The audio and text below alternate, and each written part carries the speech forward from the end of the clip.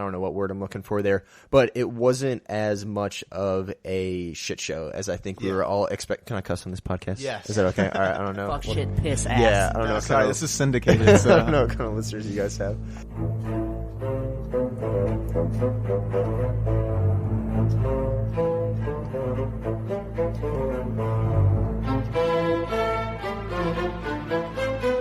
Now, if you're Blake Bortles, you're down by 10. You have plenty of time. And an interception, and you're not down by 10 anymore. Andre Howe, his second interception of the day, and this one is a pick six. Manziel hit from behind, lost the football, covered by the Jets. Tannehill hit on the release, and it's intercepted. Picked off by Preston Brown. A nightmare scenario for Miami. Gabbard from the gun. Here come the Bengals. Gabbard able to just get it off. It's picked off. Off the deflection, Adam Jones. Hello again, everyone, and welcome back to the Three-Step Flop. My name is Gator Strand. I'm Tony Dilatel. We're here. We're churning out a podcast pretty quickly this week. Our last one was recorded on a Friday. This one's a Monday. We're prepared. We're getting it done. Yeah, it feels good to be back in the saddle so quickly. Especially, there were a number of things in my NFL fandom that went poorly this week. I won't spoil what happened in this league for me, but the Bengals had a tough loss yesterday, so it's good to start looking forward to Week 4 as quick as possible. They play on Thursday night this week, so let's just get to Thursday. Let's just move on. Yeah. Let's just get there. So this week I want to do. Well, you've got some topics to bring up before the recap, correct? Yeah, I got a couple news items here that might affect our league a little bit. So I want to talk a little bit about Blake Bortles, who the reason why I mentioned Blake Bortles is because he struggled to start the season. He was a guy who a lot of people thought that this was kind of going to be his breakout year with the Jags sort of rebuilding and kind of have a team together now that could be effective. He's been really bad, and I know that Aaron was a big fan proponent, of Blake Bortles and the Jags offense, which has not been up to snuff this season. So Bortles, I think there's a chance he might be creeping up in the selection rankings, I would say. The jury's still out on him, but I think it's worth keeping an eye on him. Yeah, I took him week 1, and he did fair for me. Not great, but fair. And yeah, you're right. He's definitely made some interceptions, made some mistakes. So yeah, 3 picks on Sunday, and it just seems like he's maybe not fully comfortable there yet. And even with all those weapons, Allen Robinson, Allen Hurns, and Julius Thomas, they're just not getting it done. So Bortles, I think, should be on high alert as far as what he does going forward. He's on Tony's watch list. He's on Tony's watch list. Also worth mentioning, the Eagles' defense has been kind of a surprise this year. They've been really good. Mm-hmm. They've become a solid fantasy defense. But they played Pittsburgh last week. Yes. And I'll roll into that too. I've recently started a new statistic for the league, top undrafted quarterbacks, and as you can see, Roethlisberger was the 3rd top undrafted quarterback with 32 points. Yeah. So that's just a testament to what the Eagles defense can do. Yeah, they shut down that high-powered offense that Pittsburgh has pretty easily. So that proves that they're a defense that can go up against one of the better quarterbacks in the league and still produce a high point total for that quarterback in our league. So maybe if there's a guy who's in the top 15 or so, maybe not one towards the bottom, if they're playing the Eagles, he might be a quarterback that you might want to target. Absolutely. So keep an eye on the Eagles D. Injury news, Russell Wilson sprained his MCL on Sunday. So obviously Russell Wilson's not a quarterback that's drafted often in our league, but if he were to miss a game, the backup is Trayvon Boykin, who's an undrafted quarterback. I've heard him. Where did he play?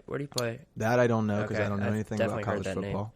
But he came in, he was 7 for 9, 65 yards, a touchdown, and a pick. So small sample size, but it might be worth monitoring Russell Wilson's injury status because he hasn't been ruled out for Sunday, but if it is a MCL sprain, it wouldn't shock me to see him miss a game or two. And even if he does play, I mean, maybe keep an eye out on him because when I go back and look at week 1, Wilson was the top undrafted quarterback with 22 points. Yeah. So it's, and that's something I think after looking at these stats and all these undrafted quarterbacks is I think our league as a whole, and myself in general, needs to stop hitting the same bad quarterbacks over and over again, and we got to take a few more risks.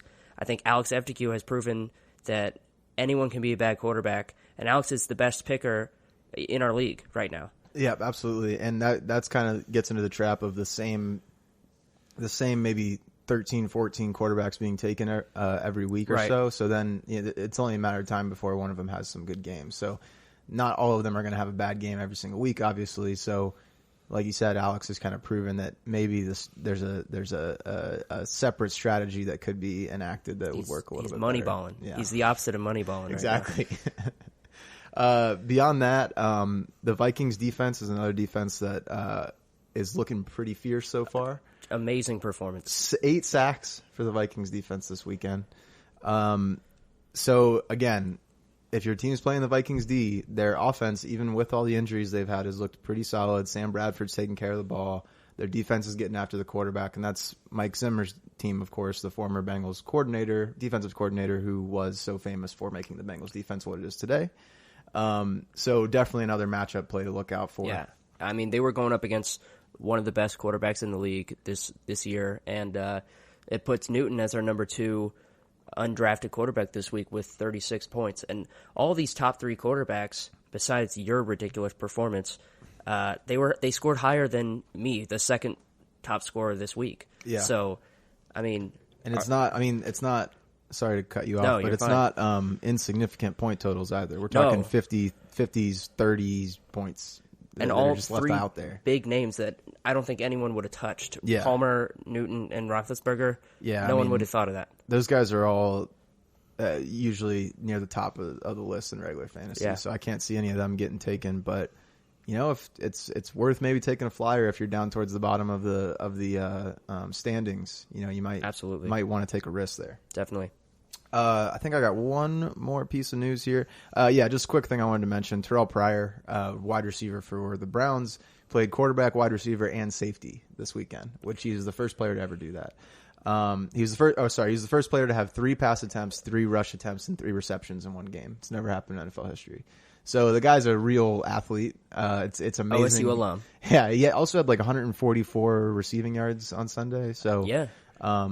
It's amazing that it's taken him this long to kind of latch on. I think this is his 4th team or 3rd team in the league now.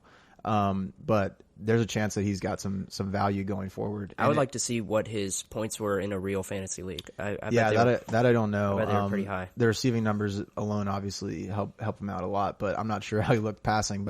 But if the Browns get to a point where there's a chance that he becomes the quarterback. I don't know how great of a chance that is, but he's probably one of the best quarterbacks that's healthy on the roster right now. So he might be a pick at some point. Definitely. All right, is that all you got there? Yeah, that's all I got. Cool, thanks. Glad you're done rambling. Let's go ahead. The meat of the podcast. Right. Let's move on to last week's recap, and this time let's go in reverse order here. I feel like we get going through the order and we get toward the end and we're like, yeah, they kind of sucked. This person sucked too. So let's build. I think to some drama. Change it up a little bit. All right. So unfortunately, we have to start with Austin Rabaugh. Austin. It should be noted that Austin was auto-drafted. Yes. With Simeon. Yep. Who, as I stated in the last podcast, I did not think was going to be the last place quarterback this week, especially giving Austin a score of negative 17.24. Don't laugh away from the mic. Everyone wants to hear that. The reason I'm laughing away from the mic, Austin, is because I feel bad for you, because this is not your fault. And I have, from the beginning, I think I've mentioned Simeon's name on all the podcasts we've had, and I've shit on him every single time. So I was right there with you, and I would have loved to have Simeon. And probably if I wasn't asleep when my pick came around, I probably would have taken him. So I'm really glad that Austin. Lucky for you, the only other auto-drafted quarterback had the best score this week. Yeah, so it just goes to show you that sometimes hands off is the best strategy, or sometimes it's the worst. So Simeon, I was at the game on Sunday, so I got a first-hand look at Simeon and the Broncos offense, and he looked like a very good NFL quarterback. I came out of that game thinking I wasn't even mad that the Bengals lost, because they didn't lose. They just got beat by a team who played better than them, and Simeon was a big reason for that. I tell you what, I'm not touching Simeon with a 10-foot pole for a while. He's proven.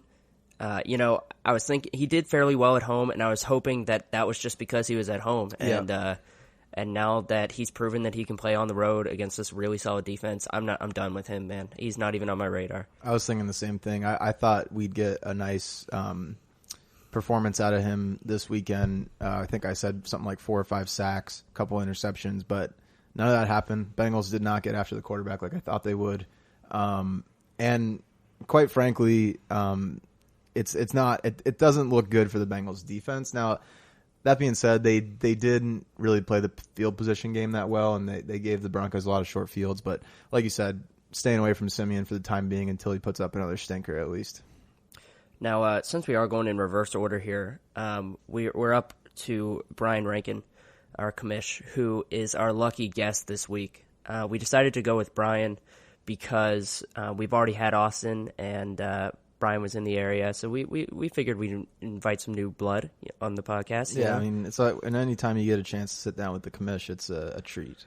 So, with that, do we want to roll into our interview then? Yeah, let's kick it to Let's do that. So, here's Brian on this week's segment of What Were You Thinking?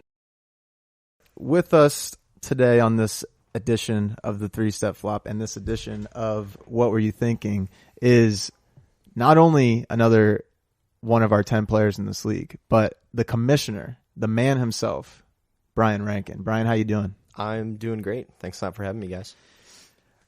No problem. It's so good to have you here. So obviously you were not the worst player last week. No. That not by even a lot, even a little. That's what I meant. Austin unfortunately had himself a negative 17-point week. Our first negative week of the league for Austin. Yeah, no one else has scored negative. I don't think. I trust you. Fact check me.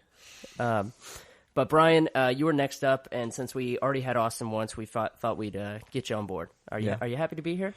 I'm actually almost ashamed to admit I'm at a 5 out of 10 nervous level right now. Long-time listener with you guys, first-time guest, so I've got the sweats going. I think it's good to be a little nervous. I think that all the times in my life when I was doing something important, the times when I was nervous usually came out better. So I think you're on the right side here. Yeah, hopefully that's the case. So what was your thought process? You went with Sam Bradford this week. Mm-hmm, Sammy Biscuits. Yeah, quarterback for the Vikings. What were you thinking? I was thinking a lot of things. I think looking back, that was actually my issue, that I tend to overthink a little bit in this league. I really have gotten into fantasy a lot more over the past couple years. You guys are one of a couple podcasts about specifically fantasy football I listen to, which is also a little embarrassing. Oh, thank you. Yeah, you guys have some stiff competition, but you're moving up in my rankings. So the biggest thing here, I think, I was kind of predicting that last week for Bradford was a bit of a fluke. So they came out, they got their first win at home. Who did they play last week? Carolina. Did they? No, yeah. Well, they play them this week. They just played Carolina. So last week Bradford's first game, I was expecting him to basically lay an egg. Came out, played awesome, and then since then they got a much tougher opponent in Carolina. And then Adrian Peterson exploded his knee.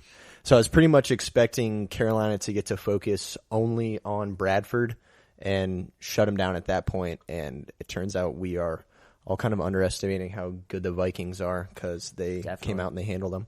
Yeah, I think what put Sam Bradford on my watch list was when Adrian blew out his knee. Mm-hmm. And I don't, Taylor thought about picking him as well.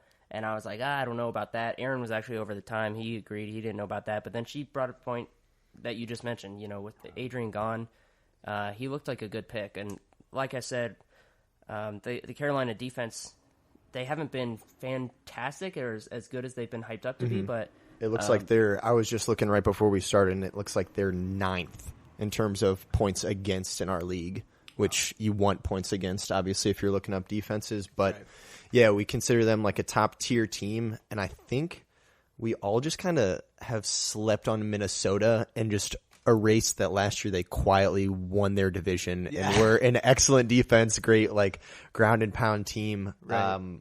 You almost forget about that, and especially the way that their preseason went with their quarterback going down.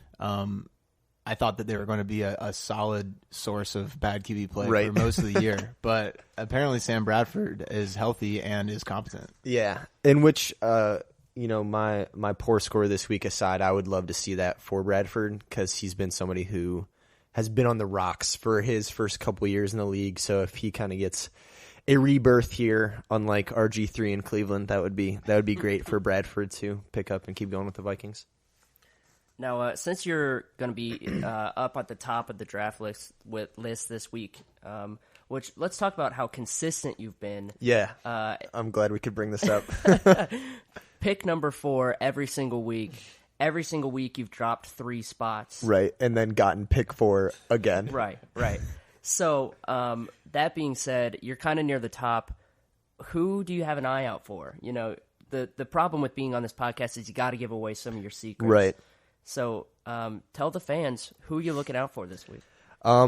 So I mean, we're doing this on Monday night. I don't know if I'm allowed to tell the fans that. So we're a little ahead of my usual scout time.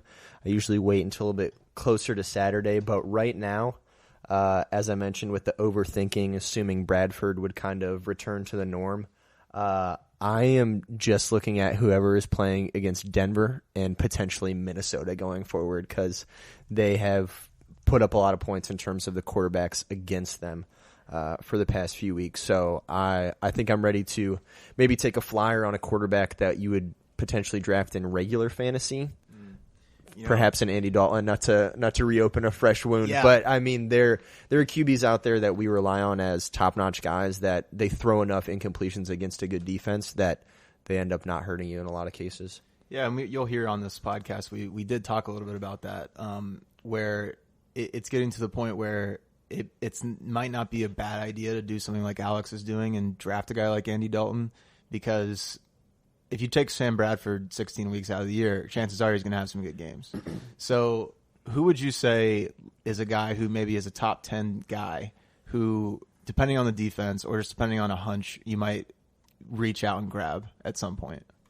I think you guys just talked about it for the last episode. Frat Stafford, Snapback Stafford is a good one, especially just because of the style of the offense and the fact that Detroit is typically middle of the road. So if you're looking for somebody for me, I'm looking for someone who's going to air the ball out a lot and their team is potentially playing from behind.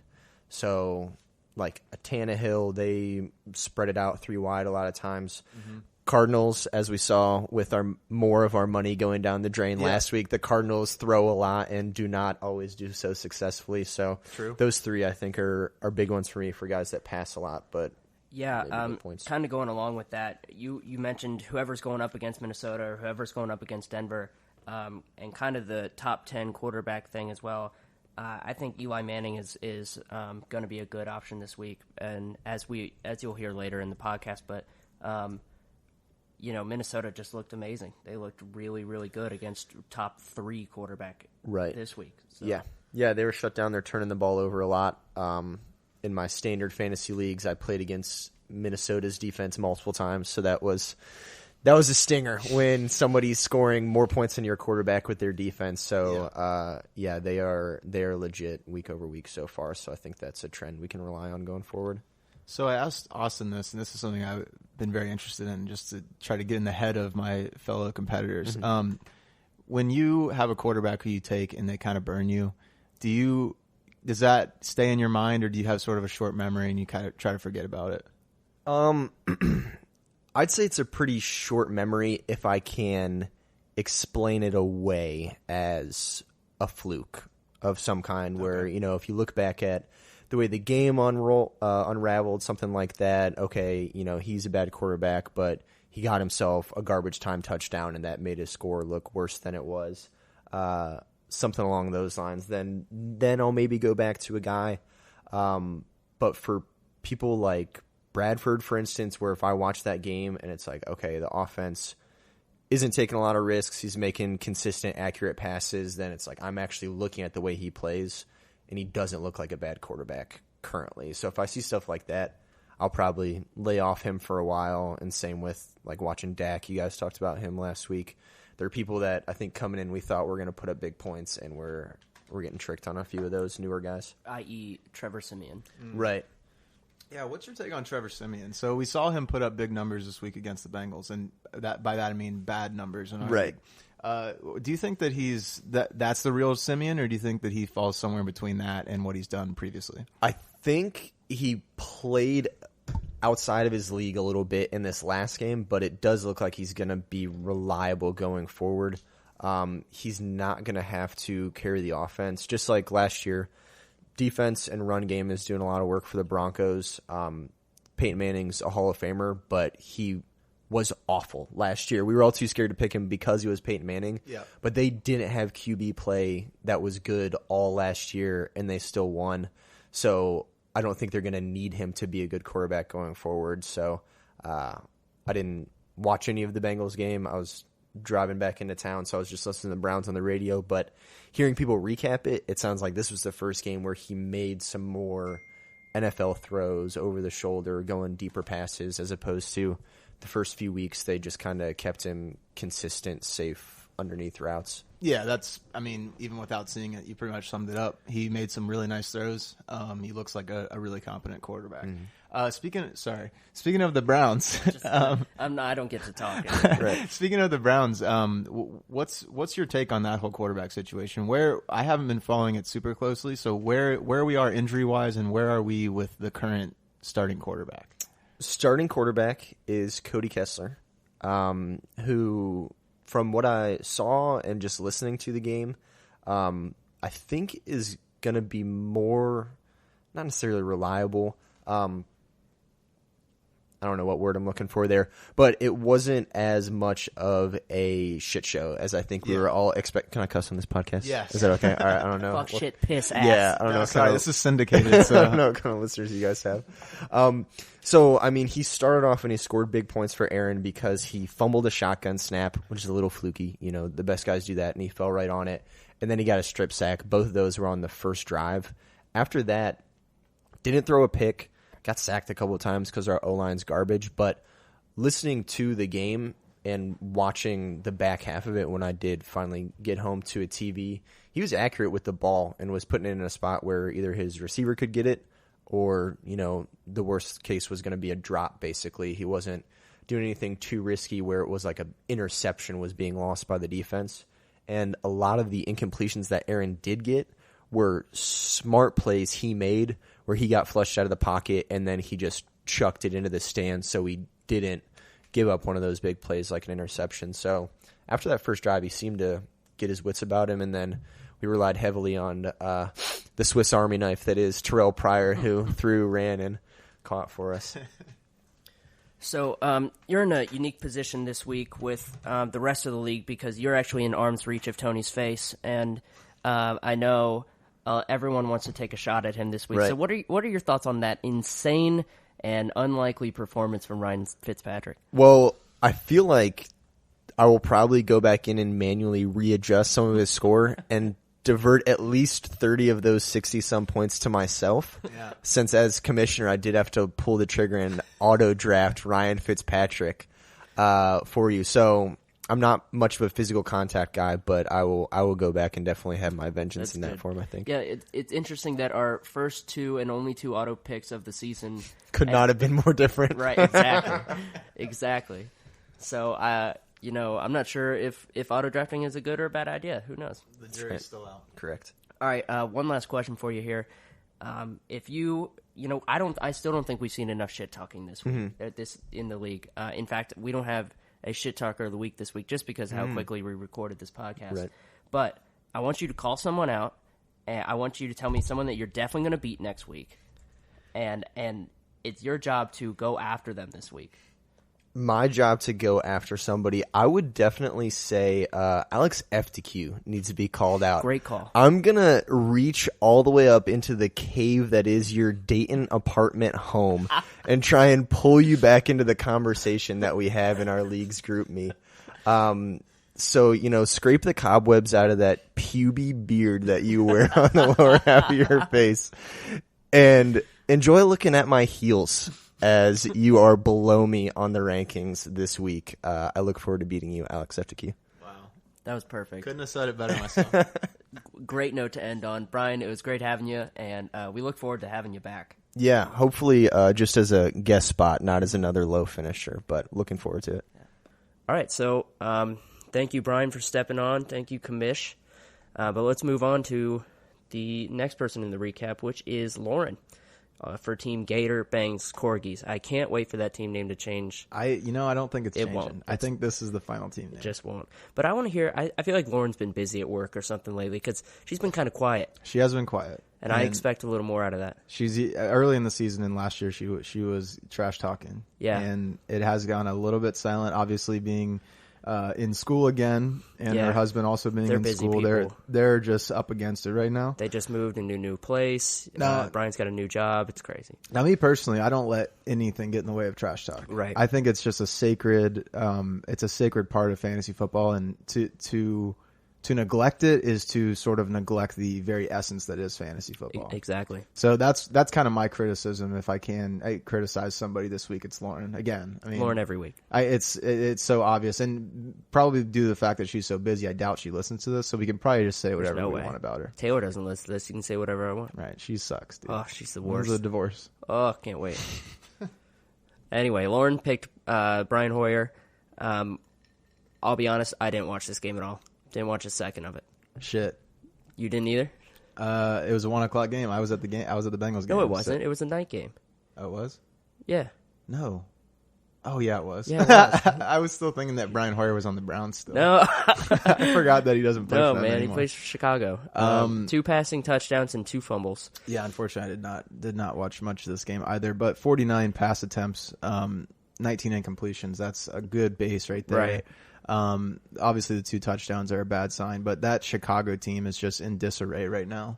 I think that Brian Hoyer, if he gets another start, I'm not sure how significant Jay Cutler's injury is, but it doesn't matter what defense they're playing. I mean, in our league, Hoyer performed way better than Cutler has in this year. So, it might not matter. He's back there. Right. Okay. Let's move on to Drew. Beats by Ray. Win with Blaine Gabbert, who was a pretty solid pick. I mean, yep, 14.62 points. And if we're looking at the league average this week, it was 14.21. And we have significant outliers this week. Yeah. So that can't really be... Yeah, the average cannot be relied on this week. Right. But yeah, so Blaine Gabbert, again, we're kind of seeing the same thing out of Blaine Gabbert. Not exceptional, but good enough to get you the points that you need to stay in the hunt. Right. Obviously, 119 passing yards is a positive. Blaine Gabbert does not strike me, and their offense, the 49ers offense, doesn't strike me as an offense that's going to be putting up 300-yard passing games. So you do mitigate a little bit of damage there because you're not going to have that huge game that gets you negative points. But Gabbert. He's just a guy. I don't know. That's all. Like, I don't feel comfortable picking him. He's just a guy because he's shown some flashes of good quarterback play, but the 49ers seem somewhat unpredictable. Definitely. I mean, and Gabbert's gone up against some solid defenses, so I'd be really afraid to pick him against a poor defense. Yeah. You know. Yeah. Yeah. I think, and just real quick before we move on from him, I think. He's one of those guys that in my head is probably a lot worse than he really is in football, because his career to start out was so horrible with the Jags. He was just god awful and the butt of every single joke, and now he's not the worst quarterback in the league like he used to be. So I think that sort of clouds my judgment a little bit. Right. Everyone's got their guys that no matter what they do, they're just going to think they're bad. Yeah. You know. Yeah. All right, let's move on to John, who had the Thursday game a long time ago, if you can remember that. You know, we kind of already talked about. Did this, we? Though, right? I can't remember if we did on the podcast or not. We can talk about it. Let's make it quick. That's fine. You know, no one wants to talk about John anyway. He had Jacoby Brissett. You know, we might have only 1.94 points. Hold on a second. Is that right?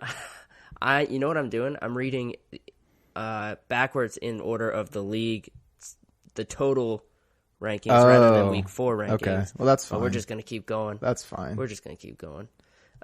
John, 1.94 points. Not a lot to say here. I mean, 8 incompletions, a sack. They didn't let Brissett do too much. Yeah, and that's kind of what we predicted. Right. I didn't think that the Patriots would allow him to make mistakes, and they didn't. And the rushing TD and his rushing ability is going to, if he does indeed get another start, the rushing ability is going to hurt you, because that's just an easy way for quarterbacks to pick up points. So, again, stay way far away from the Patriots in any capacity. Absolutely. Like there's no defending starting a Patriots quarterback right now. No. And Brady's going to be back soon anyway, so no one's going to touch him. Yeah, he'll be in the free agents all season, yeah. I'm sure. Next up is Jose's mustaches. Aaron is going to Raw tonight, isn't he? Aaron is currently at Raw, which is about 30 minutes in. Good for him. I hope he's having a good time. He's probably already came, so like 5 times. But, definitely. I mean, but at this point, it's such a normal occurrence for him, right? Being at Raw. But I hope you're having a good time, bud. Yeah. He went with Cody Kessler, who was going to be my number 1 pick. I'm glad I didn't go with him because Brock ended up being so great for me. But still, a 15.12. That's not a terrible score. Yeah, the 2 fumbles definitely helped him. He lost one of them as well, so that's 2 points per, so 6 points there through fumbles. Right. Looks like he completed a 2-point conversion. Is that correct? Oh, I didn't have that on my stats, but obviously that's going to hurt you. Those 2-point conversions are such a bitch. Mm-hmm. Cody Kessler, the Browns sort of blew this one at the end. I did get to eventually see the Cody Parker missed field goal, which was absolutely brutal. But probably a better performance than a lot of people expected out of Cody Kessler. I think if it would have been him the entire game, not letting Pryor come in and take some of those and mix up the looks that the defense was seeing, I think it would have been a lot better performance in Aaron's point of view, not Kessler's point of view. Yeah, maybe a pick or something. Right. He obviously found a stroke with Terrell Pryor, and as you mentioned, it's interesting. Same thing happening in Dallas with Dak Prescott and Cole Beasley. These backup quarterbacks who run so many plays in practice with the second and third string team sometimes get really good relationships with third string, fourth string wide receivers, and you see a guy like Pryor have 144 yards. So that's kind of you can't predict it. But a lot of people do sort of assume that just because a backup comes in means they're not going to be any good. But sometimes it can actually benefit some of the other players on the team. Right. So I think that's kind of what we saw here. I think Kessler just kind of stayed with the guys who he felt he was comfortable with, and that's why he ended up with a decent game. Right. So I'm up next with Brock Osweiler, 23 points. That was way back at that Thursday game. Yeah, and hard to remember. Like we talked about, I mean, New England just looked fantastic at home. As always. Totally shut down any sort of offense. 0 points. I'm only looking at 1 interception and 2 sacks. Yeah. But 17 incompletions is that's where I want to be. Yeah, that's a good point total there, and he didn't even reach 200 yards. So right. The Patriots obviously took away the deep ball. Osweiler's no good. I've said it many times. Just no good. He's just not a good quarterback. Nobody over 6'6" other than Ben Roethlisberger will ever be a good quarterback. Taylor is up next with Case Keenum. I thought it was a pretty solid pick, but she only ended up with 6.2 points. He had 2 passing touchdowns. He started the game off immediately with 1 passing touchdown. His very next set of downs, I believe, was a pick 6. Yeah. So very the full range of start. spectrum there. Right. Case Keenum, again, that low yard total, 190 yards, is great. But I think they're finding out, the LA's finding out that mitigating damage is what it is about when you have a guy like Case Keenum. You just have to try your best to not let him lose you the game. Do you have the score of this game in front of you by chance? Yes, I do. That's gonna affect 30. Oh, okay. So this 37 to 32. I got to see some of this game. There was actually a delay at the very end of the game, which was pretty weird. But one of the takeaways from this one, Jameis Winston throwing the ball 58 times. What was his incompletions? What was 36 for 58? so 22 incompletions, 400 yards passing. Wow. So they're not afraid to throw the ball. No. And that's a Rams defense that shut down Seattle in Seattle. Right. So not a bad defense. In Seattle? Or was it in LA? No, it was in LA. Regardless, they shut down Seattle, held them to like 3 points. Yeah. So Jameis is looking pretty good after this one. Well, it's funny you say that because week 2, Jameis was our number 1 undrafted quarterback with 56 points. Yeah. He's inconsistent. I believe that was a road game at Arizona. Yeah. So, I mean, Arizona's a pretty solid defense, except on the road, I guess they're not. Arizona's weird as shit this year. That game was absolutely insane. Obviously, that's the one we all bet on. Yeah. Of course, it went the other way. I mean, that's what we're finding out. I think we should vote on a team, like vote on the hierarchy of betting, then just pick the one that no one picks. Right. Like that's what we should start doing. Agreed. Next up, we got Alex, who was last pick last week, and he went with Andy Dalton. And this is what we were talking about earlier. Alex has been very good at making value from his bottom picks, and he ended up going with a quarterback who can get you some solid regular fantasy points. Yep. Alex ended up scoring 19.88 points. Puts him in third this week, I believe. Yeah, and drafting from the bottom, that's a great point total. Absolutely. I mean, I was the first to criticize an Andy Dalton pick this week. I was very high on the Bengals this week. I thought that they would come out and really stuff it down the Broncos' throat, but it didn't happen. Dalton wasn't, just from a pure NFL quarterback standpoint, wasn't terrible, but he did enough things and got sacked enough times. He got sacked. That it obviously worked out for Alex. Yeah, 4 sacks, 1 interception, and worth noting that interception was on the very last pass attempt of the game. Of course, it was a deflected ball that got caught by the Broncos. So that definitely boosted Alex's point total a little bit. And so if we look at this draft value chart that I've made here, Alex is crushing everyone else when it comes to draft value. Yeah. He's always at the bottom, drafting at the bottom, but each week he makes a really solid pick. The first week he moves up 5 spots. Next week he moves up 8 spots. This week he moves up 7 spots. He's got a plus 20 right now, which is insane. The next person near him is Taylor with a plus 9. Wow. Which that's solid. That's really solid. Yeah, Taylor's been positive all 3 weeks, and that's been obviously very difficult to do. I think it looks like they're the only two that they have are done the that. only two. So again, a shout out to Alex for just making 3 fantastic picks, and I assume that he'll be closer to the bottom in the draft order this week. He's I think third. It's you, me, then him. From the bottom. Yeah. Me, you're last. Then him. Yeah, okay. you're last. I'm second to last. Okay, and that's great because he in these weeks with outliers he picks up 19 points or so, and he doesn't even have to draft last. Yeah, which is helpful. So he doesn't have a terrible draft position this week, and has an opportunity to move up again. So good luck to you, Alex. About you, the bane of the league right now. Just everyone hates you. Hates your guts. Ryan Fitzpatrick, you are my man. Here's why I hate you twice, okay? Okay. First of all, you auto-draft and you get lucky. Yes. Okay, you don't get to say, oh yeah, I knew he was going to be great. No, you don't get to say any of that shit. That's true. Second of all, you and Lauren had your benches empty, and I reminded you guys to put them on. Now, also I don't know, true. You may have gone and put them on yourself. To be fair. But I'm hating myself right now. To be fair, I would have put him in. I would not have let that happen, but sure. I can see why that would make you a little bit more angry, and quite frankly, it makes me very happy. I don't want to win like that. I'm glad I did it. I'm coming for you. I will also say though, there's almost no way I would have picked Ryan Fitzpatrick if it wasn't auto drafted. I had some other guys in mind. Obviously 6 interceptions is going to help me out quite a bit. Yeah, we haven't even broken down. You got 64 points. 64 points, so 24 incompletions, 188 yards, no touchdowns, 6 interceptions. One of them being a pick 6. Was there? Okay. Yeah. And a fumble. And a fumble. So there you go. Just a beautiful game. Unfortunately, no sacks, which I would have liked to see 2 or 3. Oh, shut up.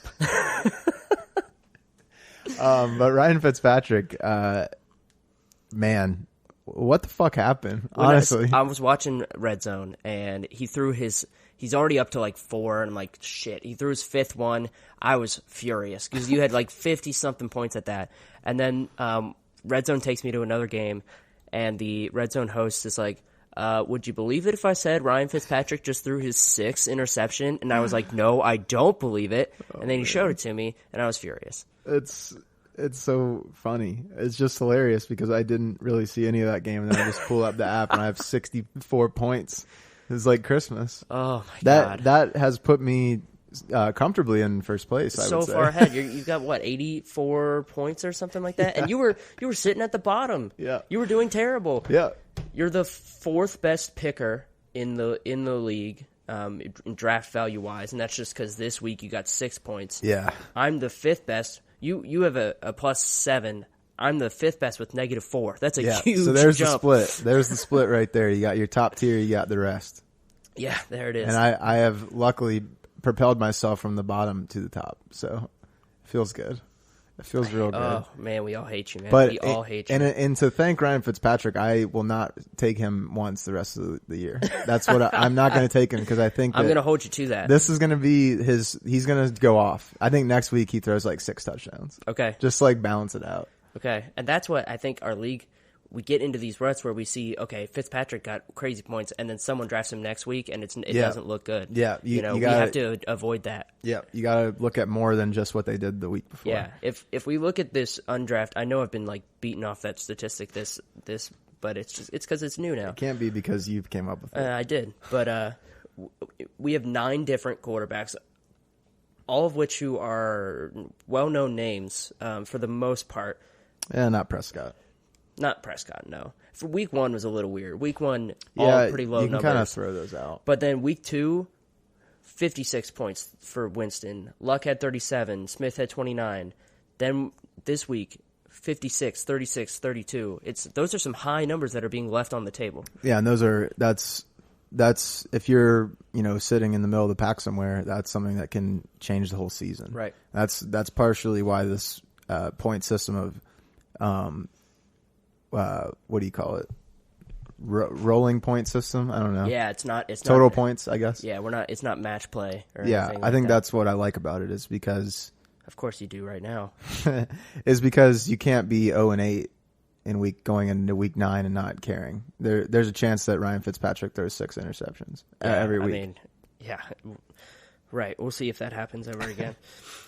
So let's talk about next week predictions, which we've got a while to go. It feels since it's only Monday right now. Yeah, but I know it'll take you forever to edit, and it'll be released on Sunday anyway. So I don't even know if QB rankings are out for this week yet.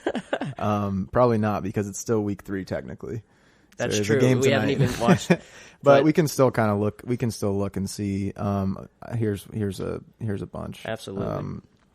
So let me pull up.